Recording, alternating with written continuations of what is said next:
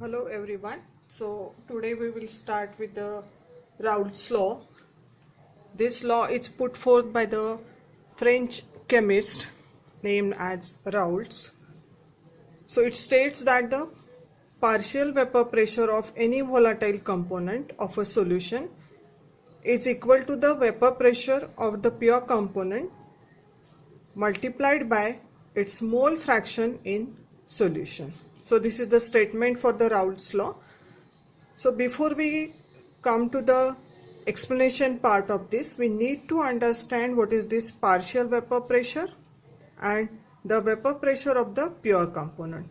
So before proceeding for the partial vapor pressure in solution, so remember this partial vapor pressure will be in solution and only the vapor pressure will be of the pure component.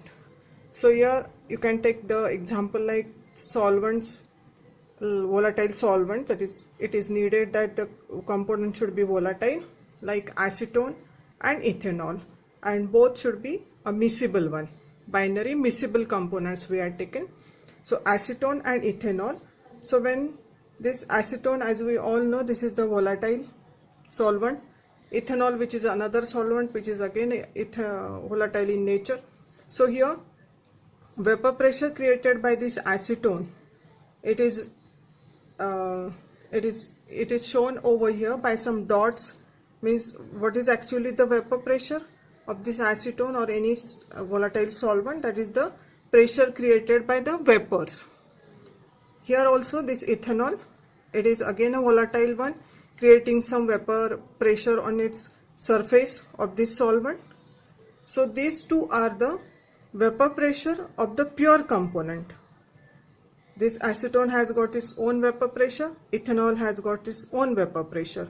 Now the third thing, when these two solvents, when we mix them together, it will form a solution. One of them would be a solute which is in less quantity, and the other will be can be termed as a solvent which will be having a comparatively greater quantity. So here when these two are mixed together, so whatever the vapors formed by this acetone, those will be obstructed by the ethanol molecules if you are considering acetone as a solute here. So its vapor pressure will also be dependent on the mole fraction of each component. So these are the things to be considered when you actually find out the partial vapor pressure. So this is the vapor pressure of acetone, this is vapor pressure of ethanol which is shown over here, that is the pressure created by the vapors of each individual solvents here. Now when they are mixed together, they will create a vapor pressure which will be obstructed by the other molecules, means the acetone molecules which vaporizes earlier with a speed, that might be obstructed or reduced by the molecules of the ethanol. So the vapor pressure of acetone in its pure state, or when it was in a pure component state, it might be reduced in this case when it was in the solution form. So this is about the vapor pressure of the pure component. Now we need to know what is this partial vapor pressure. So this partial vapor pressure is nothing but the pressure created by each of the components when they are mixed together. So when they are mixed together, so this is to be determined, which is denoted by P1 and P2. So what is this P1? This is the partial vapor pressure of component 1, and P2 would be the partial vapor pressure of component 2 here. So what does this law state? It says that the vapor pressure of the pure component, it is multiplied by mole fraction of that particular component in the solution. Means when they are mixed together, you have to multiply the vapor pressure by its mole fraction. That will give you the partial vapor pressure of individual components here. So for binary solutions, x1 plus x2 would be equal to 1. So what is this x1? x1 is nothing but the mole fraction of component A. This is the mole fraction of component 1, and x2 is nothing but the mole fraction of component 2, isn't it? Now suppose here if we consider like this, for if we have taken mole fraction of A, suppose this we are just assuming the things, because we have mixed the two solvents together and we are reached up to the state of forming the solution. So whatever is the mole fraction of A, it was, if you considered it as a 1. Now when this A, component 1 and component 2, they are mixed together, so the mole fraction of A1, suppose we take as 1 in the, when it was in the pure form, but when we mix it together it might be reduced from 1 to 0.7. This is just an assumption, we are taking some assumed values here. Now for the second component, mole fraction of A2, if we want this to be as 1, so this should be 0.3. So this addition of these two terms should be equal to 1. So remember here, when this component 1, it was in a pure form, it was only acetone, suppose we consider it as component 1 as an acetone, the number of x1 is the mole fraction of component 1. So this P1 and P2, this is the partial vapor pressure, isn't it?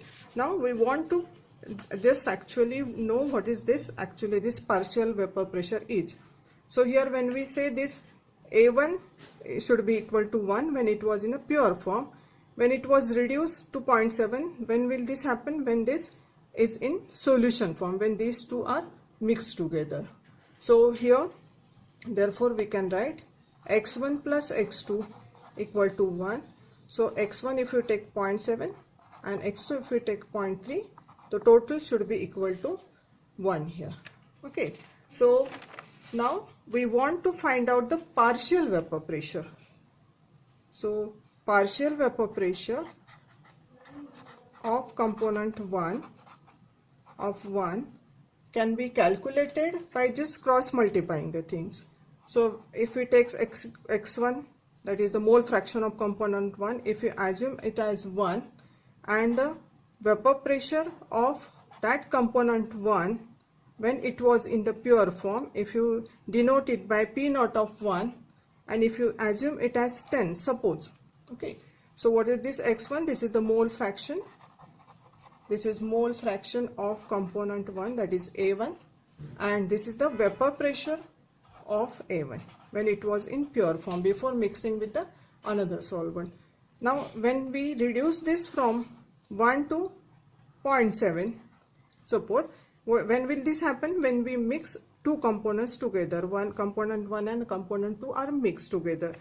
There ought to be a reduction, because as I told earlier also, when they are mixed together, the vapor pressure created by individual solvents will be obstructed by the molecules of other solvent here.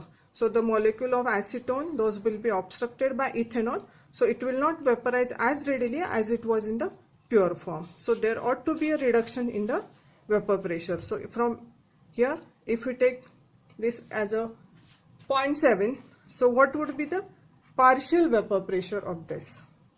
Okay, so when we take this as a 10, x1 equal to 10, here when you combine these two, so this x1 also will be again reduced, because this mole fraction is nothing but, what is this mole fraction? I will write here x1.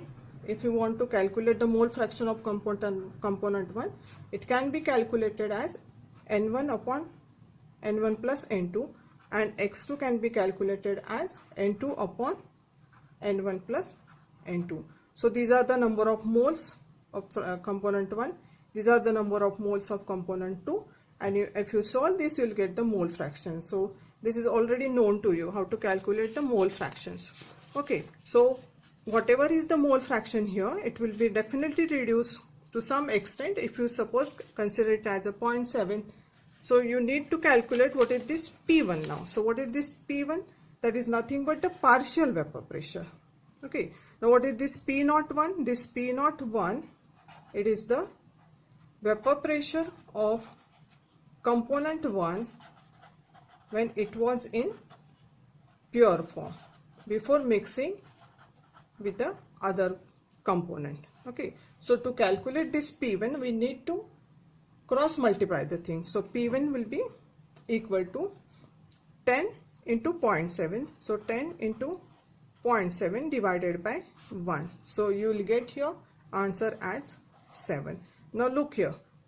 When we started with this total vapor pressure of component 1 in pure form, it was 10, but when it was mixed with the other component, it has reduced from 10 to 7, isn't it?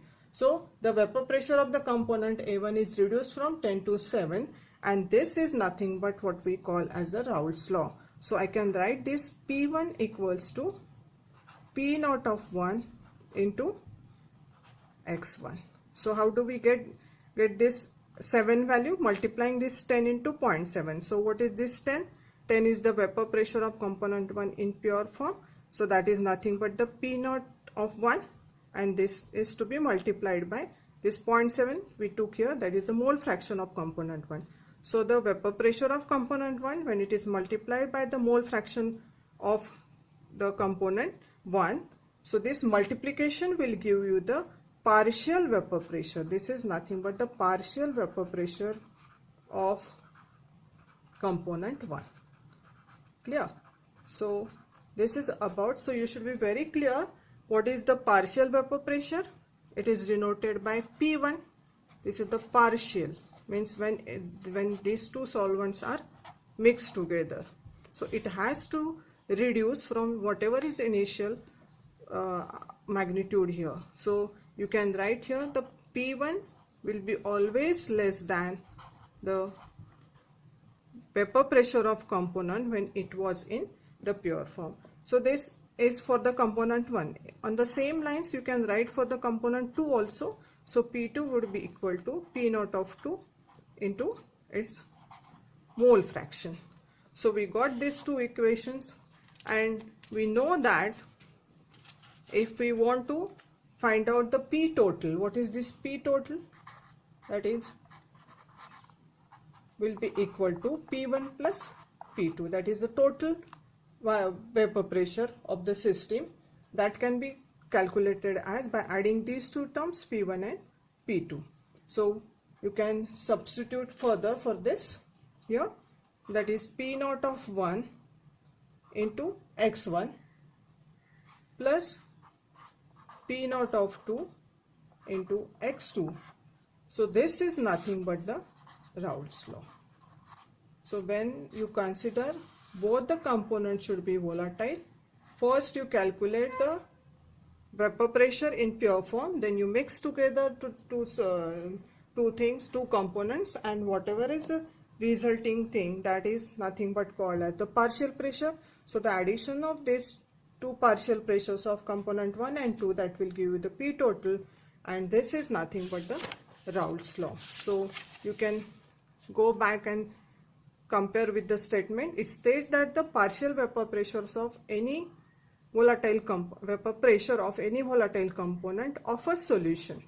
So the partial vapor pressure will be of that particular component when it is in solution form is equal to the vapor pressure of the pure component multiplied by its mole fraction in solution. So we need to consider here this term, which is nothing but the vapor pressure of component 1 in its pure form multiplied by its mole fraction. That will be equal to the partial vapor pressure of component 1. When you add these two things together, you will get the total partial vapor pressure of the solution. So this was told by the scientist Raoult's law, which is named after it. So this is about the Raoult's law. In the next video, we'll talk about some of the graphically how we can interpret this Raoult's law. Thank you.